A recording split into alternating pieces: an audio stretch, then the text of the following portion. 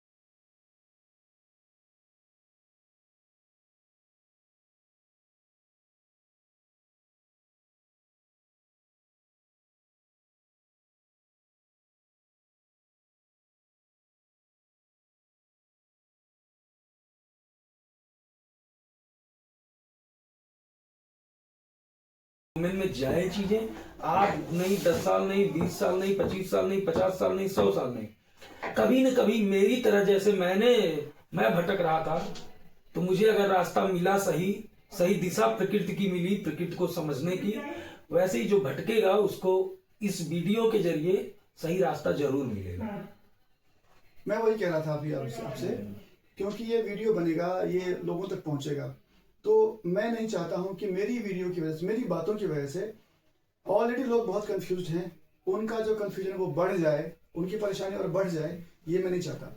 मैं उलझाना नहीं चाहता। नहीं, ये तो क्लियर है। देखिए सुनिए, उलझाने के लिए हमारे पास हमारे लोगों ने ऑलरेडी बहुत उलझा के रखा हुआ है। बिल्कुल ठीक है। अब ये है कि आपके जो जाल है ना, इतना सारा मकर जाल जिसमें आप फंसे हुए हैं, उनको समेटने का वक्त आ गया है। उसमें और डीप में जाकर के उलझे ना, सीधा सीधा ये पॉइंट पर है कि हमें क्या करना चाहिए। आप डीप में जाएंगे, अगर आप एक पत्ते के डीप में जाएं तो इसकी कोशिकाएं तक पहुंचेंगे, उसके अंदर भी कोशिकाएं हैं। आप 10 लाख साल तक स्टडी करेंगे तो भी इसको पूरा नहीं जान पाएंगे, आप नहीं जान पाएंगे। ठीक है, पत्ते को भी नहीं जान पाएंगे। तो क्या आप अमर हैं? क्या मैं अमर हूं? नहीं, हमारे पास इतना वक्त नहीं है। हमें शॉर्टकट में कम से कम समय लेकर के इंसान और ना भटके और डीप में ना जाए, वो सीधा सीधा ये समझे कि ठीक है, इतना मैं जान गया, अब मुझे क्या करना है नेक्स्ट, ताकि मेरा जीवन पूरा हो जाए, मुझे मुक्ति मिले, मुझे उलझना नहीं है अब। तो उतना, अब जैसे कि 84 लाख योनि है, अब कोई आके मुझसे सवाल करे कि अच्छा एक काम करो, 84 लाख योनि के नाम बता दो, तो मैं तो मर ही जाऊंगा बोलते बोलते। मैं क्या अमर हूं? 84 लाख जानते हैं कि तो सर इसको कैसे डिफाइन कहने का मतलब है हर बात को डिफाइन नहीं करनी है, वहां से निकलना है कैसे, ये पूछिए कि हम उन सबको स्किप करके छोड़ छाड़ के, अब यूट्यूब देख रहे हैं उसमें ऐड आ रहे हैं, आप उसको स्किप कर रहे हैं। अब या स्किप नहीं करेंगे तो आप ऐड देखते रहिए बैठ करके। बिल्कुल। तो कुछ चीजों को स्किप करके आगे भी बढ़ना होता है। बिल्कुल। तो हमें शास्त्रों में जो इतने सारे व्याख्यान किए हुए हैं, इतने शास्त्र हैं कि आप पढ़ते पढ़ते बूढ़े होकर मर जाएंगे, शास्त्र खत्म नहीं होंगे। लेकिन सार नहीं समझ पाएंगे उसके लास्ट। तो मेरे कहने, जब मैं यहाँ बैठा हूँ तो मैं चाहता हूँ कि जो सार है उसकी बातें की जाए, ना कि उसके डीप में घुस करके हम पेज बाय पेज गिनते रहे कि पेज नंबर इतने पे ये लिखा हुआ है। नहीं, बहुत सारा सर क्वेश्चन होता है। मेरे कहने का मतलब है कि आप अगर ये समझ गए कि आप टॉप पे हैं, इंसान मानव टॉप पे है, उसके बाद सीधा ये अंत कैसे करें, वहां हम सीधे पहुंचेंगे। क्योंकि अगर उसमें हम जाएंगे, देवताओं की योनि है, गंधर्व है, सर्प है, बहुत कुछ है इसके आगे, फिर भगवान है ना, परमात्मा तक पहुंचने के लिए और भी चीजें हैं। इस चीज को, वही चीज मैं कह रहा हूँ, इसको थोड़ा सा क्लियर कट में मैं समझना चाहता हूं। मैं चाह रहा हूं कि उसकी जरूरत ही नहीं पड़ेगी वहां तक। अब मान लीजिए कि हाईवे बन गया है, तो अब वहां से क्यों जा रहे हैं? वो पुरानी चीजें, उनके जमाने में लाखों साल पहले, हजारों साल पहले जिन लोगों ने शास्त्र लिखे, उन्होंने ये रास्ता बनाया था कि आप इसको पढ़ते हुए समझते हुए बढ़ोगे तो मोक्ष मिल जाएगी। आप देवताओं को समझो, गंधर्व को समझो, सर्प को समझो, और भी योनियां हैं, उनको स्टडी करते करते जाओ। अरे भैया, इतने में तो मर जाओगे। अब हाईवे बन गया है, अब आप वहां जाने की कोई जरूरत नहीं है, सीधा सामने आगरा है, इधर से जाने की कोई जरूरत नहीं है, यहाँ से 2 घंटे में पहुंच जाओगे। हम एक्सप्रेस वे बना चुके हैं। हाँ एक्चुअली। तो अब आप नीचे उतर करके डाइवर्सन के थ्रू क्यों जाना चाहते हैं? क्या इतना फालतू का समय किसी के पास है?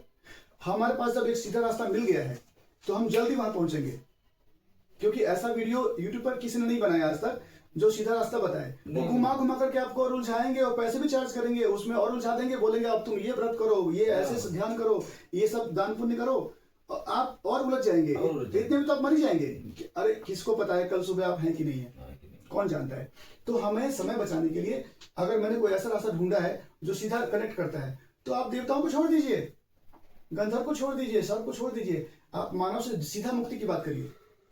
ये ऑप्शन है, नहीं उलझना है। अब हर ग्रंथ की व्याख्या नहीं करनी है, उसके लिए बहुत सारे यूट्यूब पर ऑलरेडी बहुत सारे वीडियो हैं, उनको जाकर देख लीजिए बैठ के, अगर आपको शौक लगा है तो। या मेरे पास आए हैं तो सीधा मैं आपको सीधा उड़ा के लेके जाऊंगा, सीधा हवाई जहाज के थ्रू। अब ट्रेन का और बस का टाइम नहीं है, बैलगाड़ी का। वो चीज मैंने खोजा है जो मुझे 12 साल लगा है, यही इसीलिए लगा है मुझे 12 साल, कि मैं डायरेक्टली अब main point two point connect करना चाहता हूँ, ना कि वो बैलगाड़ी वाला सिस्टम गया उसको आप छोड़ दीजिए। अब हाँ, वो 1000 साल पहले को देखना है बस। उस समय 1000 साल पहले रास्ते नहीं थे, कच्चे रास्ते तो थे। सर व्यक्ति कैसे इन चीजों को समझे, कैसे इन चीजों में उतरे, कैसे इस मार्ग को समझे, वो कैसे, ज्ञान के थ्रू या ध्यान के थ्रू? मैं जो बोलूंगा वो मेरा अपना एक्सपीरियंस है, वही चीज। तो मेरा जो एक्सपीरियंस, अगला आदमी नॉर्मली आप समझिए, मैं तो चलो ज्ञान और ध्यान के जरिए जो कुछ भी समझ पा रहा हूँ, थोड़ा बहुत आपसे भी समझा मैंने, चीजें बहुत क्लियर की। मान लीजिए कोई नया व्यक्ति है, आध्यात्म से जुड़ा हुआ है व्यक्ति, वो कैसे इन सब चीजों को अनुभव कर पाएगा? उसका रास्ता क्या है? उसका रास्ता है कि वो शॉर्टकट तरीका जैसा मैंने ढूंढा है, या तो वो ढूंढे, या मेरे से मैं आपको बता रहा हूं उसको आप फॉलो करिए, तो उससे भी आपको मिल जाएगा, क्योंकि मैं ढूंढ चुका हूं। आप ढूंढेंगे आपको 80-90 साल लग जाएंगे। लेकिन समस्या अपने यहाँ इस लाइफ में ये है कि व्यक्ति इतना आसक्तियों में उलझा हुआ है सर, कि जब तक उसको खुद अनुभव नहीं होगा उसको कुछ नहीं समझ में आता। हाँ, तो इसका तरीका ये है, जैसे हमारे यहाँ गाँव में होता है, भागवत होती है, 1 सप्ताह तक भागवत दबा बढ़िया चलता है, पब्लिक पूरी रहती है। लेकिन जैसे 1 सप्ताह बाद भागवत खत्म हो जाए और उठ जाए भागवत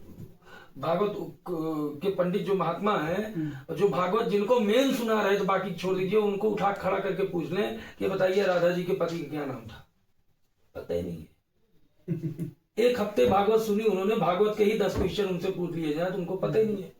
और मेरे कहने का तो बिना अनुभव के सर तो हो ही नहीं सकता, अनुभव होगा सब। अब मैं ये कह रहा हूँ कि देखिए, आज से हजारों साल पहले जब सारे ग्रंथ लिखे गए, जब वेद लिखे गए, अब वहां उस समय जो साइंस टेक्नोलॉजी, उस समय जो जीवन शैली थी इंसान की, कि अगर आपको लंका जाना है अयोध्या से, तो एक समंदर पार करना पड़ेगा पुल के थ्रू। तो हनुमान जी उड़ के गए और बाकी लोग पुल के थ्रू गए, राम सेतु बनाया गया। तो वो जो डिस्टेंस आप पैदल पार करेंगे तो कितना वक्त आपको लगेगा? राम सेतु बन गया तो श्रीलंका, तो आप कन्याकुमारी से श्रीलंका गए, तो बीच में राम सेतु पे आप चल के वानर सेना को लेकर गए, तो कितना वक्त लगा आपको? कम समय लगा। पुल के थ्रू अगर आप पैदल जाते हैं तो कितने घंटे लगे होंगे? आप क्या लगता है कितने डिस्टेंस है वहां से? 18-20 किलोमीटर, 25 किलोमीटर, या 50 किलोमीटर, 100 किलोमीटर? हाँ, तो जो भी है, जो भी एग्जाम्पल 100 किलोमीटर, तो 100 किलोमीटर जाने में कितना वक्त लगेगा आपको पैदल? मान लो 5 घंटे। 5, और हनुमान जी हवाई रास्ते से गए, उन्हें कितना वक्त लगा? 1 घंटा। 1 घंटा भी नहीं, 100 किलोमीटर बहुत कम होता अरे वो है। तो यहाँ से पटना 1000 किलोमीटर है, मैक्सिमम हवाई जहाज से 1.5 घंटे में, मैक्सिमम 2 घंटे, मैक्सिमम 10 या 5 तो मिनट। 5 घंटे का सफर तय किया हनुमान जी ने, कि 10 मिनट में, 5 मिनट में, समझ रहे हैं? तो मैंने अपने मन में, मैंने अपने जीवन में हवाई मार्ग तैयार किया मोक्ष के लिए। शास्त्र जो है वो पैदल रास्ता है, वेद पैदल रास्ता है ना? जो वृंदावन की कहानियां हैं वो आपका पैदल यात्रा है। तो आपके पास जब हवाई जहाज है तो आप पैदल चलने वाले सवाल क्यों पूछ रहे हैं?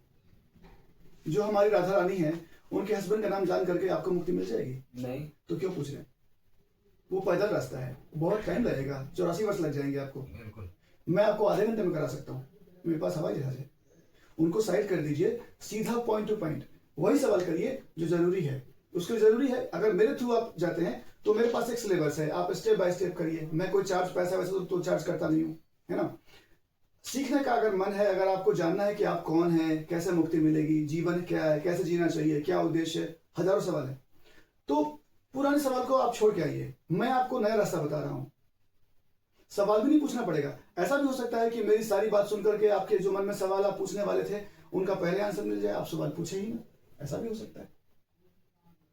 शॉर्टकट में आगे बढ़ना, डायरेक्टली उनको अभी आप साइड कर दीजिए। पैदल, जब हवाई जहाज है फ्री ऑफ कॉस्ट, अगर आपको फ्री ऑफ कॉस्ट हवाई जहाज मिलेगा तो आप ट्रेन से जाएंगे? नहीं जाएंगे। पैदल जाएंगे? बैलगाड़ी से जाएंगे? घोड़ा गाड़ी करेंगे? नहीं जाएंगे। आप बोलेंगे ये तो मेरी गाड़ी से भी फास्ट है, मैं खुद ड्राइव करता तो भी मुझे 5 घंटे लगते, ये तो फ्लाइट है 1 घंटे पहुंचा देगा, आधे घंटे। तो जब मैं वैसा कुछ ढूंढ के बैठा हूं तो उन चीजों से बाहर, अगर हम हवाई जहाज के होते हुए हम पैदल वाले सवाल जवाब करते हैं तो वो एक तरह की बेवकूफी है। तो सीधा ध्यान, मेडिटेशन, हवाई जहाज है वो। Good point two point. Meditation is हवाई जहाज। सीधा आप पहुंच सकते हैं बिना किसी, आप सबको छोड़ के आगे बढ़ सकते हैं बिना फास्ट, बिना व्रत किए। ठीक है, पथरी है तो व्रत करिए, पथरी ठीक हो जाएगी, वो अलग बात है। और भी कैंसर है तो वो भी ठीक हो जाएगा। फास्ट करने से बहुत सारे फायदे हैं, वो आप उसके लिए करिए। वो भगवान के नाम पे आप भगवान के नाम पे मत करिए। आप अपने लिए करिए। भगवान ने कभी नहीं बोला कि तू व्रत करेगा तो मेरा फायदा होगा, तू मेरे लिए कर, मैं मिल जाऊंगा व्रत करने से। यहाँ भूखमरी से लोग मर रहे हैं, उनको तो आज तक मिले नहीं। ठीक है, तो वो सब भी करिए, वो उसके लिए एक अलग पॉइंट ऑफ व्यू से हम देखेंगे। ऐसे एक पॉइंट था सर, जीवन के वहां तक पहुंचने के लिए जब हवाई मार्ग की सुविधा उपलब्ध है तो हम पैदल वाले सवाल क्यों करेंगे कि वहां जाएंगे तो वहां पे एक रेड लाइट पड़ेगा, वहां से लेफ्ट मुड़ना है, राइट। अरे तुम हवाई जहाज पे हो। हाँ बिल्कुल, मेडिटेशन तुम कहाँ उलझ गए? Free of cost. हाँ, वो था उस टाइम पे था, वो सवाल जरूरी था। एक चीज और भी है, मेडिटेशन बहुत लोग करते हैं लेकिन काफी यूट्यूब के जरिए और बाकी मिलने उलने वालों में, जैसे मेडिटेशन तो व्यक्ति करता है लेकिन कुछ लोग मेडिटेशन करने की कोशिश करते हैं, वो सही है, या मेडिटेशन करना है मुझे वो सही है? जो इंसान मेडिटेशन की कोशिश करेगा वो कभी नहीं कर पाएगा। मैं भी कोशिश ही नहीं कर रहे, चलते टन को धक्का लगाने की कोशिश करेंगे तो आप मारे जाएंगे। जो ऑलरेडी चल रहा है, आप क्यों कोशिश कर रहे हैं? कोई कोशिश कर रहे हैं, आप में दम है, हिम्मत है तो कोशिश ना करके दिखाइए। बस सबसे खुद को रोक के दिखाइए, एफर्ट करना बंद करिए। आप खाली बैठ के दिखाइए मुझे कि थॉट्स दिमाग में ना आए, उस थॉट्स को रोक के दिखाइए। कुछ ना करना ही में आपका दिमाग ऑलरेडी इतना काम कर रहा है, उसको आप क्यों काम करवा रहे हैं? उसको बोलिए कि वो शांत रहे, कोई काम ना करे, कुछ ना करे। आप ब्रेन को बोलिए कि बेटा चुप हो जा। इसका मंतव्य तो सर, मैंने एक ओशो की एक टॉकिंग सुनी थी, तो मुझे तो जहां तक ये बहुत एकदम कंप्लीट कॉम्बिनेशन लग रहा है कि ओशो ने कहा था कि भ्रूण से जब बच्चा बाहर आता है जीवन में तो सभी आसक्तियों से मुक्त होता है, माया से रहित होता है, और वो ध्यान में होता है, और शून्य होता है। तो जीवन में हम अगर उस शून्यता को अंतिम क्षण तक अगर पा जाते हैं, वही जैसे आपने कहा कि पूरी तरीके से जीवन को जी लेना और अपने आप को शून्य कर लेना, तो उस शून्यता को हम पा जाते हैं तो वही हमारी मुक्ति है। जीवन के शाश्वत सत्य जो है आपके जरिए अगर लोगों तक पहुंचे, जो भटक रहे हैं, जो इस क्षेत्र में हैं, घूम रहे हैं बेचारे, उनको शायद बहुत बड़ा रास्ता मिल गया। एक दिन मुझे ऐसा लगा कि मुझे भूलने की बीमारी लग गई है। मैं कुछ भूलने लगा था, जैसे मैंने कहीं कुछ सामान रख दिया, भूल गया। तो अगर आप गाड़ी की चाबी रख के भूल जाते हैं तो आपका बड़ा लॉस होगा। हाँ बिल्कुल, है ना। लेकिन जब मुझे थोड़ा बहुत ज्ञान हुआ, थोड़ी सी बुद्धि आई, तो मुझे एक दिन लगा कि भूलना वरदान है, कृपा है भगवान की कि आपको भूलने की बीमारी लगी। भूलना कोई बीमारी नहीं है, स्मृति तो आपने जो कुछ भी सीखा है उसको अगर आप नहीं भूलते तो आपको मुक्ति नहीं मिलेगी, आपका जन्म पर जन्म होता रहेगा। अच्छा सर, जैसे जब हम बड़ा अच्छा माइंड पे क्वेश्चन आया है, हम जब मेडिटेशन वगैरह में नहीं थे, जब अध्यात्म में इतनी रुचि नहीं थी और इतनी चीजें जानने की जिज्ञासा नहीं थी, तो उस टाइम पे लगे कि यार हम हमारे अमर हो जाते, बड़ा मजा आ जाता, मरते ही ना कभी। और आज भी जो आसक्तियों में घिरा हुआ है व्यक्ति, दूसरे आदमी को वहीं घाट पे जला के आता है और वहीं 2 मिनट बाद वो हंसने लगता है, उसको जैसा लगता है कि उसका अंत होना ही नहीं है। जीता जागता आदमी सोचता है कि मैं मरूंगा नहीं, लेकिन आज ये चीज समझ में आती है कि अभी कोई मुझे कह दे कि तुम अमर हो जाओ, मुझे साक्षात अगर भगवान आ जाए नीचे से ऊपर से और कह दे कि तुम अमर हो, मैं कहूंगा माफ करिए, ये वरदान नहीं चाहिए। देखिए, आपने पहले कहा कि आपके मन में ये था कि काश मैं अमर होता। हाँ बिल्कुल बिल्कुल, जो सबके मन में कहने का है। मतलब वही था ना कि आप ये सोचते थे पहले कि काश मैं अमर हो जाता। जिनको ज्ञान नहीं है, 99% जनता यही सोच रही है कि मुझे कुछ होना ही नहीं है, उसको हुआ मुझे नहीं होगा। जो लोग ये नहीं जानते कि वो अमर हैं, वही सोचते हैं कि काश मैं अमर होता। मैं कह रहा हूँ कि अगर मैं आपको ये कहूँ कि आप ऑलरेडी अमर हैं, आप कभी नहीं मरेंगे, आपका बॉडी चला जाएगा लेकिन आप अमर हैं। हाँ, तो बॉडी से अमर नहीं रहना। वैसे तो हम भाई उस सागर की बूंद हैं, हम तो अनंत हैं। अगर मैं अंदर से जानता हूँ, अंदर से, बाहर से दिखावा नहीं, अगर मैं अंदर से जानता हूँ कि मैं अमर हूँ, तो मुझे किस बात का डर है? कुछ और मुझे अंदर से पता है कि ये बॉडी नश्वर है। नश्वर है, बॉडी और मैं दोनों अलग अलग हैं। अलग अलग। जो लोग ये बात नहीं जानते हैं वही ऐसी दुआ करते हैं तो भगवान सर से ये कि मैं अमर हो क्वेश्चन, जाऊं। तो सर ये क्वेश्चन क्यों होता है? जैसे बुद्धत्व में कहा गया है, जैसे आप ये समझिए कि मैंने ग्रीक सभ्यता जो थी अपने आउट ऑफ इंडिया, उस साइड में बाहर की सभ्यता, ग्रीक सभ्यता उसको बोलते हैं, उसको कम्बिनेशन मैंने किया अपने पुराणों से। 99% ग्रीक सभ्यता और हमारे पुराण जो कहते हैं, ये जो आज भ्रम फैलाया गया है, ये सब नहीं। जो ये बैठ के माइक पे उल्टी सीधी चीजें लोगों को सिखाते हैं, ये सब भ्रम नहीं। जो जेन्युइन हमारे सांस्कृतिक गद्य में जो कहा गया है, वही ग्रीक सभ्यता 99% उससे मैच करती है। चाहे महाभारत की युद्ध को ले लीजिए, चाहे रामायण का कृतार्थ ले लीजिए, वो पूरा मैचअप करता है। वहां बाहर का भी सिस्टम हमारा, इसी दुनिया में एक ही घटना को मैंने ग्रीक सभ्यता में और अपने पुराणों में सेम देखा है। और दूसरी बात यहाँ पे ये आती है सर, कि जब हमारी सभ्यता, हमारे पुराण इतने जेन्युइन तरीके से, इतने अच्छे तरीके से शुरू से ही मेडिटेशन को ही, ध्यान को ही उन्होंने बेस बनाया, ध्यान को ही आधार बनाया। शंकर भगवान को हमारे यहाँ शिव तत्व जो है, हमारे भगवान जो हैं, वो आजीवन वो ध्यान में ही रहे। तो हमारे ये जो बाहर की जो संरचनाएं अब 10-20-100 साल से जो फैली, इन्होंने पूरा एक मकर जाल फैला रखा है दुनिया में, कि ध्यान और मेडिटेशन के बारे में चर्चा ना करते हुए कोई बोलता है कि 2 घंटा डोल पीटो, कोई बोलता है 2 घंटा आरती करो, कोई बोलता है भागवत 50 बार सुनो।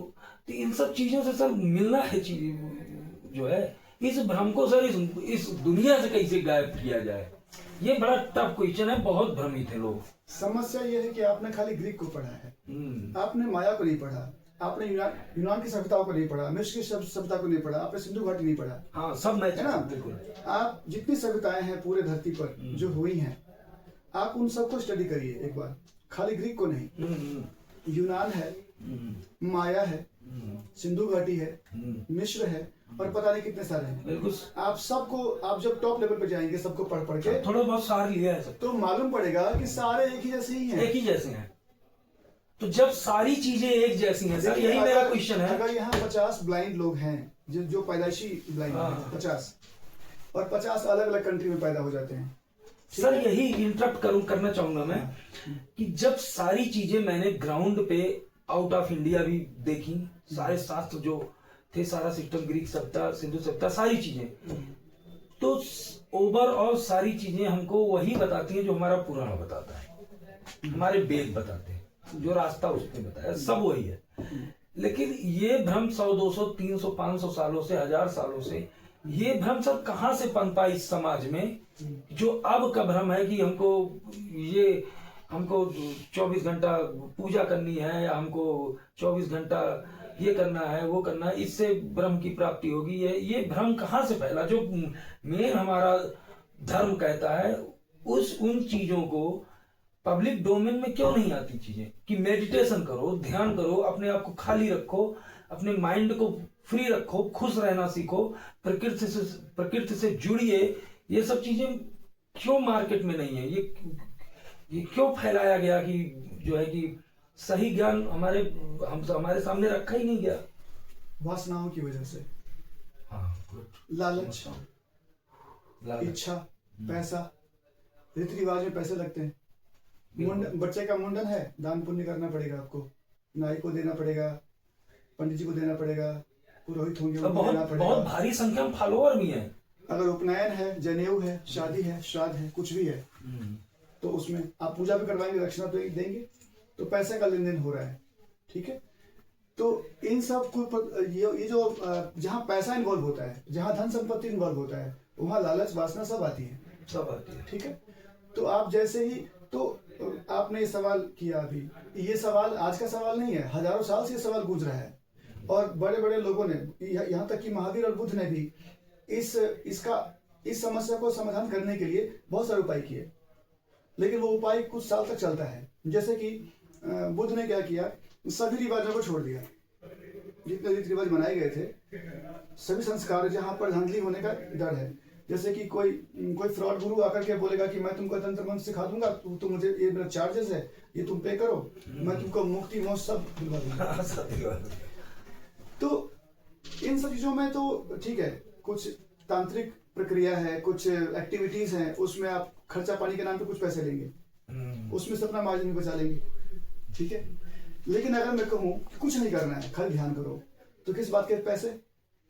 ध्यान में कौन सा पैसा? कोई पैसा नहीं, कुछ नहीं। तो जैसे ही आप ध्यान की बात करेंगे तो पैसे का लेन देन खत्म हो जाएगा, तो चैरिटी नहीं आएगी। तो आप जब आपके पास अरबों खरबों रुपए दान पुण्य का नहीं आएगा, तो आप 30,000 लोगों को फ्री में कैसे दे खिलाएंगे, और आप लाखों माताओं को कैसे, आप विधवाओं को आश्रम में रखेंगे? फंड कहाँ से आएगा? ठीक है। तो आप जो हजारों लाखों लोगों को अच्छी क्वालिटी का चावल दाल खिलाते हैं फ्री ऑफ कॉस्ट भंडारे में, और हजारों लाखों माताओं को अपने आश्रम में रखते हैं, वृद्ध माताओं को, तो उसके लिए जो फंड आ रहा है वो कहाँ से आएगा? तो आप दान पुण्य करेंगे, आप एक्टिविटी करेंगे, आप यज्ञ कराएंगे, हवन कराएंगे, तभी तो वो सब मेंटेन होगा। क्योंकि आश्रम को चलाने के लिए करोड़ों रुपए की जरूरत है, और फिर मुझे भी तो बड़ी बड़ी गाड़ियों में घूमना है, मुझे भी तो हवाई जहाज चाहिए, मुझे भी एक आयरलैंड चाहिए, बुलेट चाहिए, BMW बाइक चाहिए, मुझे, मेरे भी शौक है। तो इतना पैसा कहाँ से आएगा? तो आप कुछ करेंगे, दान पुण्य करेंगे, कुछ पर्ची वर्ची, मैं कुछ चमत्कार दिखाऊंगा, तभी तो पैसा आएगा। लेकिन सर समस्या इस बात की है कि प्रत्येक व्यक्ति उसको अगर बोल दो कि जैसे हमारे ही काफी मित्र हैं जो बचपन के मित्र हैं, 4-5 मित्र हमारे ऐसे हैं कि बचपन के मित्र हैं, उनसे महीने, हफ्ते, 10 दिन में, महीने भर में अगर महीना 2 महीना बीत गया तो उनको मैं खुद ही बुलवा के उनके साथ टाइम एक्सपेंस करता हूँ। देखिए आप, लेकिन उनको कह के थक गया कि तू कुछ न कर, सिर्फ मेडिटेशन कर, तो 5 मिनट बैठने की कोशिश कर, लेकिन ये कहते कहते थक गया, लेकिन नहीं बैठे। अब फ्लो में आपने मेरे से वो सब उगलवा लिया है कि मुझे गालियां पड़ने वाली है। अरे नहीं, ऐसी बात नहीं। मैंने वो सब बोल दिया कि ये सब पैसों का सारा खेल है। नहीं, वो तो आपसे बताए, वो कोई नहीं, गालियां पड़ने वाली बात नहीं। सारे जो फॉलोअर हैं उनके, वो तो मुझे गाली देंगे ना। देखिए ऐसा नहीं है कि हमारे ही क्षेत्र, हमारे ही इस धर्म में नहीं है चीजें, ये हर जगह हर धर्म में है। हाँ, मैं हमारे यहाँ आज भी, केवल एक को नहीं बोल रहा, आज भी हमारे यहाँ ऐसे महात्मा हैं जिनके पास बैठ जाइए तो संसार का अच्छा सार और तत्व तो मिल जाता है। और हमारे यहाँ ऐसे भी साधु हैं जो हमारे पुराणों को गंदा कर दिए, हमारे शास्त्रों को गंदा कर दिए, क्योंकि उन्होंने ऐसी कृतियां अपनाई, ऐसे व्यवहार किए समाज में, वो फिर दिमाग से साधु का तत्व तो खत्म हो गया। लेकिन आज भी हमारे धर्म में बहुत ऐसे साधु हैं जो कर्मकांड अच्छा है, ठीक है, मैं इसको मानता हूँ, कर्मकांड, व्रत भी ठीक है, सारी चीजें ठीक है, उनसे सबसे फायदा सारी शरीर को मिलता है, गंगा स्नान करना चाहिए व्यक्ति को, सारी चीजें करनी चाहिए। लेकिन वही अगर हम शुद्ध मन से और मेडिटेशन से जान के, गंगा जी में हम स्नान करके चले आते हैं, हमारे पाप धुल गए। अगर हम गंगा जी को जान के स्नान करेंगे तब मजा है ना, हम उनको जानने की कोशिश करते नहीं है। तभी तो मैं आपको वही बता रहा था, आपका जो पहला सवाल था आस्तिक और नास्तिक के बारे में, जानने में किसी को इंटरेस्ट नहीं है, जानना नहीं चाहते। क्यों नहीं जानना चाहते? जब आप बोलो तो बोलेंगे भड़का रहे हो, ऐसे नहीं होता सर। हम अगर ये पत्ती है, अब इसको हम छू के तो नहीं बता सकते ना किस चीज की है, हमारी नॉलेज इसको बताएगी ना, तो हम इसको जाने हैं तभी तो इसको बता रहे हैं कि बांस की पंखुड़ी है। जब तक देश गुलाम नहीं हुआ था तब तक काफी कुछ ठीक चल रहा था। हाँ बिल्कुल। उससे पहले हमारे भारत में बिलीफ सिस्टम का कोई तरीका नहीं था कि आप बिलीव करो। बिलीव करने का क्या मतलब है? अगर आप ब्लाइंड हैं, अगर आप अंधे हैं, तो मैं बोलूंगा तुम बिलीव करो कि यहाँ रोशनी है, और आपके पास बिलीव करने के अलावा क्या ऑप्शन है? आप देख तो सकते नहीं है। तो आप बोलेंगे ठीक है मैं मानता हूं कि यह रोशनी है। कुछ अंधे बोलेंगे मैं नहीं मानता हूं कि यह रोशनी है, क्योंकि मेरे पास प्रूफ नहीं है। और कुछ अंधे बोलेंगे तुमने कहा तो ठीक ही कहते होगे, तुम्हारे पूर्वज भी कह रहे थे, वो तो ठीक है होगी, तो मैं मानता हूं कि रोशनी है। दोनों ब्लाइंड है, जो नहीं नहीं देख रहा है रोशनी को वो तो ब्लाइंड है ही ब्लाइंड तभी, है। और जो दोनों में से कोई नहीं देख रहा है, क्योंकि आपने रोशनी को देखा नहीं है तो आप बोलेंगे नहीं है, और इसने भी नहीं देखा है लेकिन वो आप पर ट्रस्ट, सुनिए, आप पे ट्रस्ट करके वो मान रहे हैं, लेकिन दोनों में से किसी के पास एक्सपीरियंस नहीं है। एक्सपीरियंस नहीं। लेकिन अगर आप अंधे नहीं होते तो क्या मैं आपको बोलता कि तुम मान लो कि रोशनी है? आप मानते, आप जानते, आप बोलते हैं मैं अंधा थोड़ी हूँ, मैं देख रहा हूँ कि है, तो मैं क्यों मानूं? मैं क्यों मानूं? इसमें मानने वाली क्या बात है? मैं खुद देख के आया हूँ, देख रहा हूँ सच है। तो आप ये नहीं कहते कि मैं भगवान को नहीं देख पा रहा हूं तो भगवान नहीं है, भगवान को नहीं देख पा रहा हूं तो भगवान नहीं है, ये तो आपने बोल दिया। लेकिन भगवान को नहीं देख पा रहा हूं, क्या पता मेरे पास आंखें ही नहीं है? अपने पर ध्यान नहीं गया कि मेरे पास आंखें हैं कि नहीं। भगवान नहीं है ये तो फट से आपने बोल दिया, लेकिन ये बोला कि मेरी आंख का इलाज करवाओ, मुझे भी तीसरी आंख दो, मैं भी देखूं, तो